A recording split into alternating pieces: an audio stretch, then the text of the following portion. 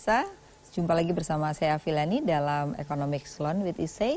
Dan pada hari ini akan mengangkat topik arus urbanisasi pasca mudik lebaran. Seperti kita tahu bahwa arus urbanisasi tidak bisa terhindarkan. Setiap tahun setelah mudik lebaran, banyak sekali masyarakat Jakarta ataupun kota-kota besar membawa saudara dan tentu tetangga-tetangganya untuk bekerja. Bahkan sebagai contoh di DKI Jakarta, 200.000 bahkan sampai 250.000 orang setiap tahun datang ke kota Jakarta, mungkin juga terjadi di kota-kota besar lainnya. Tentu saja ini menjadi persoalan pemerintah daerah karena dengan skala ekonomi tertentu ternyata jumlah masyarakatnya sangat besar. Dan masalahnya adalah sumber daya manusia yang datang ke kota tidak sesuai dengan kebutuhan, bahkan adalah low skill. Nah, bagaimana cara mengatasi agar urbanisasi ini bisa dikurangi dan bagaimana upaya pemerintah daerah di luar kota-kota besar untuk membuat madu atau paling tidak semut tidak datang ke kota tapi semut datangnya ke daerah-daerah. Untuk itu bersama ini saya sudah menghadirkan narasumber yaitu Andri Satrio, ekonom dari Indef. Apa kabar Mas Andri? Baik, terima kasih. Mas Andri, jadi kalau saya tadi mengatakan bahwa urbanisasi tidak bisa terhindarkan, bahkan kita sudah melihat sejaman kita udah punya 7 presiden gitu ya. Tetapi ternyata persoalan urbanisasi tidak bisa terhindarkan. Salah satu yang diupayakan oleh pemerintah itu sebenarnya banyak. Dana ke desa makin banyak, dana ke daerah pun kalau kita lihat sekarang sudah lebih dari 700 triliun. Itu menunjukkan sebenarnya arus dana mulai disebarkan ya. Tapi apa sih kalau kita lihat urbanisasi itu kan adalah perpindahan orang dari desa ke kota gitu ya. Dan selalu dianggap menjanjikan gitu. Gimana komentarnya? Kalau saya lihat sih memang banyak sekali penduduk kota yang datang ke desa lewat mudik. Itu pada dasarnya adalah saudara-saudara yang ada di desa mengatakan bahwa mereka naik secara finansial. Dianggapnya penghasilan akan lebih tinggi begitu ya. Nah, mereka yang di saudara-saudara mereka yang ada di desa pun tertarik akhirnya untuk datang ke kota. Padahal di kota kalau kita lihat seperti yang Bu tadi bilang tidak ada kecocokan antara mungkin skill yang ada demand di desa. Dan supply ya. Jadi kebutuhannya apa, yang datang apa gitu ya. Kalau misalnya dilihat dari demand-nya sendiri bahwa ternyata para pendatang yang dari desa ini sebetulnya tidak memiliki skill yang cocok untuk di kota. Bukan berarti mungkin ya tidak cocok itu adalah artian pertama mungkin dari sisi pendidikannya. Pendidikannya masih rendah, tidak seperti yang ada di kota. Nah, yang kedua adalah bisa jadi struktur ekonominya. Struktur ekonomi di desa berbeda dengan di kota. Di desa sendiri itu pertanian agro. Sedangkan di kota Jakarta contohnya 85%-nya adalah jasa. Nah, dan membutuhkan yang skill jasanya. Betul, ya, jasanya membutuhkan skill dan mungkin tidak menyerap terlalu banyak tenaga pekerja. Nah, ini menjadi masalah di kemudian hari. Betul, jadi akhirnya masalahnya menjadi masalah sosial ya. Nah, kalau kita lihat sebenarnya di pemerintah daerah khususnya adalah perkotaan besar, itu mereka sudah mencoba mengatasi dengan berbagai cara. Seleksi apakah mereka punya KTP tidak gitu ya. Kalau bukan KTP DKI itu akan dipulangkan gitu ya. Tapi kan arus ini tidak bisa diselesaikan. Nah, salah satu yang sebenarnya perlu dipikirkan adalah bagaimana mengatasi di daerah itu sendiri, ya kan.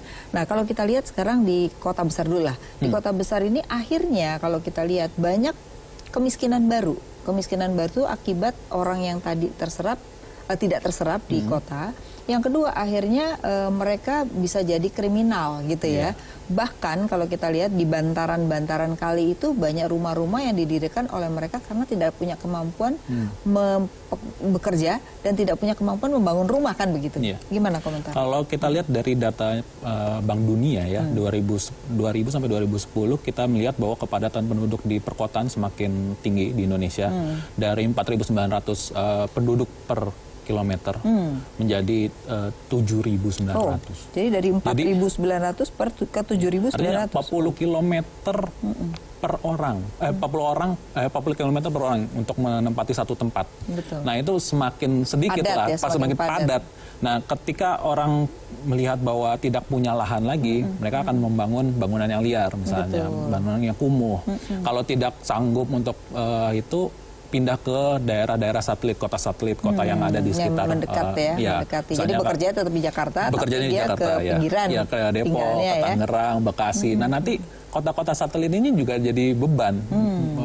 Penduduknya malah ada di kota-kota yang di sekitaran Jakarta misalnya. Tapi tidak memberikan kontribusi pendapatan bagi daerah itu karena bayar pajaknya di Jakarta misalnya ya. Di Jakarta. Iya, gitu. Itu menjadi dampak yang saya pikir belum bisa terhindarkan sampai saat ini ya. Nah, kemudian kalau kita lihat pemerintah daerah udah berbagai upaya sudah dilakukan ya, tapi juga belum bisa berhasil gitu. Nah, ini misalnya nih arus mudik udah mulai kan nih beberapa minggu belakangan ini ya, dan mulai sudah membawa saudara-saudaranya. Nah, yang paling gampang terserap itu baru asisten rumah tangga ya. Tapi di luar asisten rumah tangga tidak mudah ternyata mereka membawa orang. Akibatnya mereka yang tadinya bekerja di sana lebih baik, di sini juga lebih turun pendapatannya. Nah, ini bagaimana? Ya, sebetulnya janji dari meningkatnya finansial itu sebenarnya kan tidak terjadi, tetapi tetap saja ada madu-madu yang di kota yang memang menjanjikan penduduk dari desa untuk ke kota.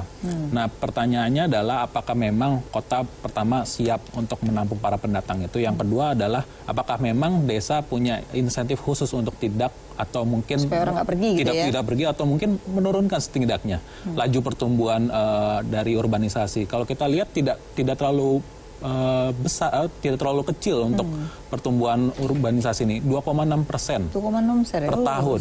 Itu sangat besar, lebih besar daripada Cina dan India kalau kita lihat dengan kondisi negara yang memang padat sekali penduduknya. Nah, kalau kita lihat bahwa kota memang harus menyediakan infrastruktur kota untuk para pendatang, lahannya harus siap. Tidak hanya lahan, mungkin ketersediaan air untuk lingkungannya. Setuju sekali. Saat ini benar air bersih itu sudah terjadi masalah di berbagai kota besar. Karena mereka jumlah penduduknya sudah melebihi dari kapasitas air bersih gitu kan. Ini juga problem sosial yang perlu diatasi karena ini akan menyebabkan kualitas hidup manusia juga makin turun kan sebenarnya kan gitu. Nah, ini yang nggak pernah dibahas. Yang dibahas hanya pekerjaan tapi juga lingkungan yang sebenarnya menjadi hal utama menjadi terlewatkan gitu ya. Betul. Nah, kemudian kalau kita lihat ada beberapa daerah yang memang bisa memberikan kehidupan layak, itu biasanya tidak terjadi urbanisasi.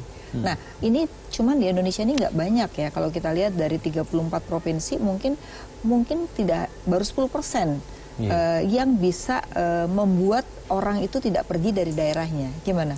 Betul sekali. Kalau kita lihat dari statistik saja bahwa untuk kota yang di atas 5 juta penduduknya itu hanya satu kota saja, yaitu Jakarta. Jakarta, benar. Yang mungkin nanti 2045 menurut Bappenas tahun 2017 bahwa akan naik menjadi 14 juta. Wah, luar biasa. Makanya tidak ada di kota-kota yang lain yang mungkin pusatnya seperti yang ada di Surabaya misalnya.